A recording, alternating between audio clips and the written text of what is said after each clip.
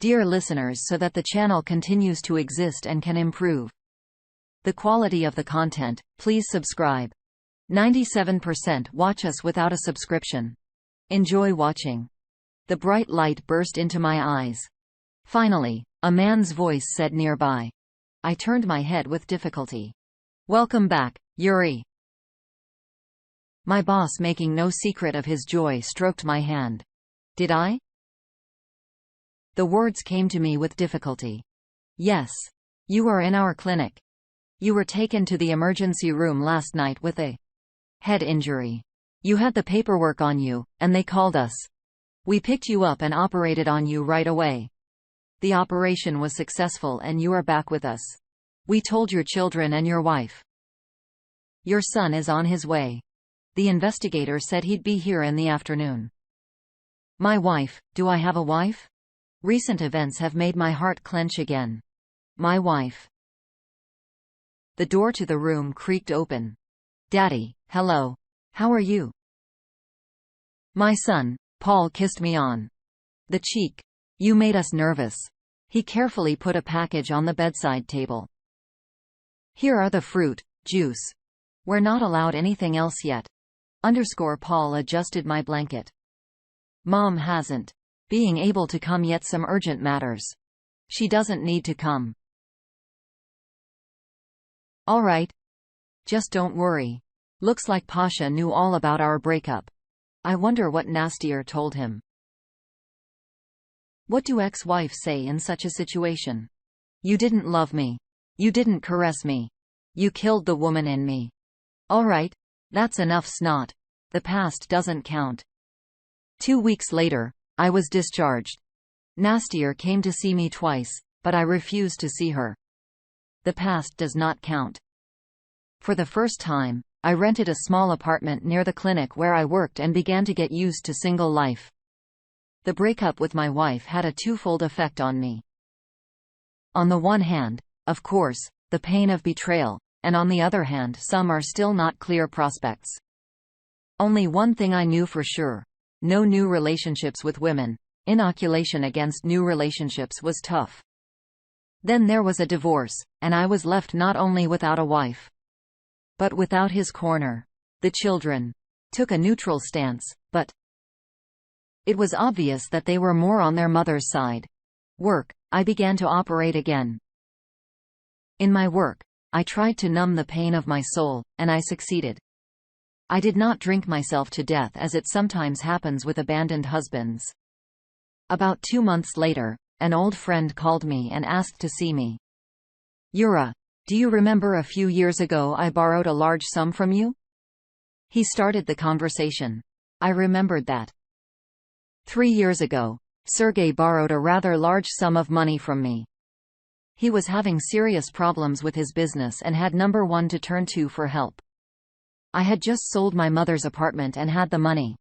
When I gave it to my friend, I did not specify a deadline for repayment, understanding that Sergei would not be able to return the money immediately. Sergei fixed his affairs, but he was in no hurry to pay back his debt.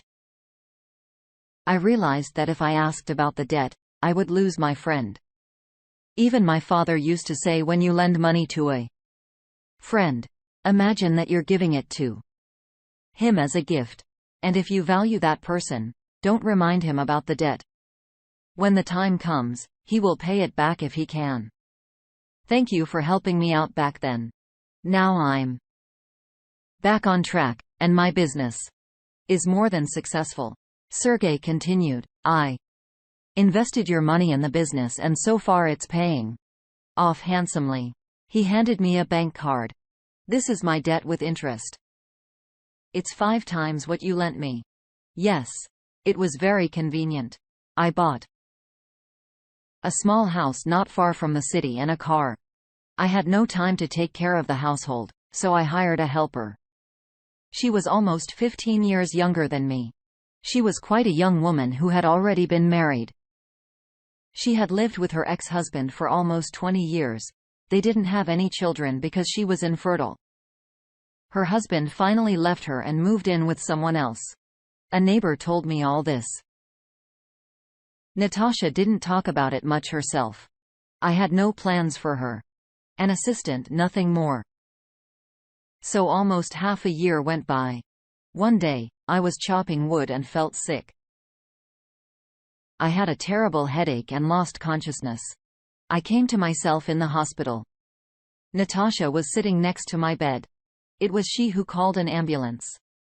When doctors arrived, she was sitting with my head on her lap. I was fine. Craniocerebral injuries just don't go away that easily. But after that incident, I began to look at Natasha different eyes, and only now I realized what a beautiful woman she is.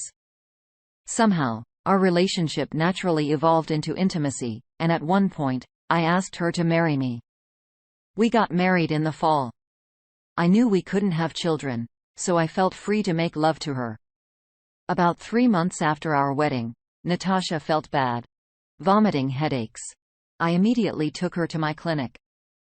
Imagine my surprise and hers when we found out that she had been pregnant for almost 2 months. I remember Natasha told me at the time, "No matter what you say, I'm keeping the baby." I just held her tightly to me and kissed her dear eyes. Just then, I realized the truth. If fate closes one door in front of us, it immediately opens another. In general, life was getting better.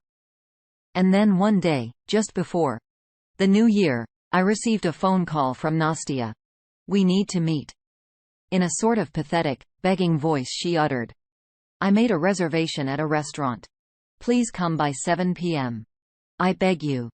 Nastia was sitting in front of me, looking humbled and remorseful. Forgive me, there wasn't a single day that I didn't think about you." Her eyes began to fill with tears. "I made a terrible mistake. I betrayed you, our family, our children." She continued to speak.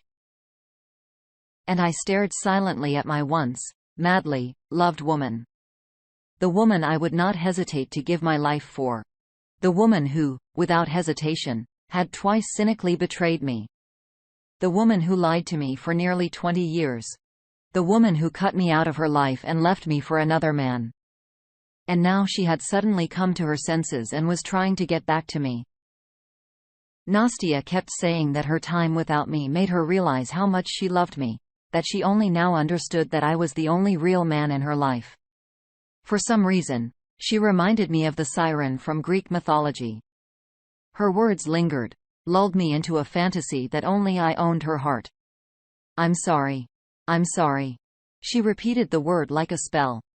And I looked at her brightly painted lipstick mouth, which delighted my ears with such sweet words, and I imagined her kissing and caressing her lover with it.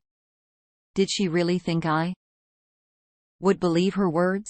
That she was confused, that she didn't know what she wanted? That this woman who cheated on me had a child with her lover, left me and spent her free time with another man and never thought of me, came back because it turns out she only loved me. In her own time, she found an excuse for her meanness and left me without hesitation.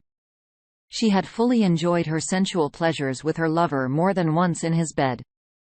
And she had coldly planned the moment to give me one last death blow. And now she was here to offer me the only precious thing she had left, but it was already being used by her lover. She realized that he only wanted her for fun and as long as she had money.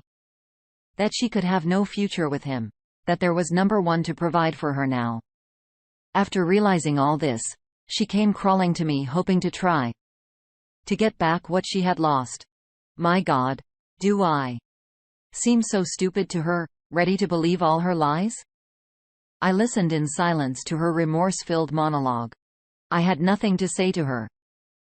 I didn't revel in her humiliation or gloat. I even felt pity for her in some way. As a human being. After all, we had been together for 40 years. But our meeting had to come to an end. And at that moment, my phone rang. Natasha called and asked where to come and get me. I gave her the address and said goodbye. "Is this your woman?" Nastia asked me quietly and looked at me with eyes full of tears. "Yes. And how long have you been together?" "For about a year and a half now.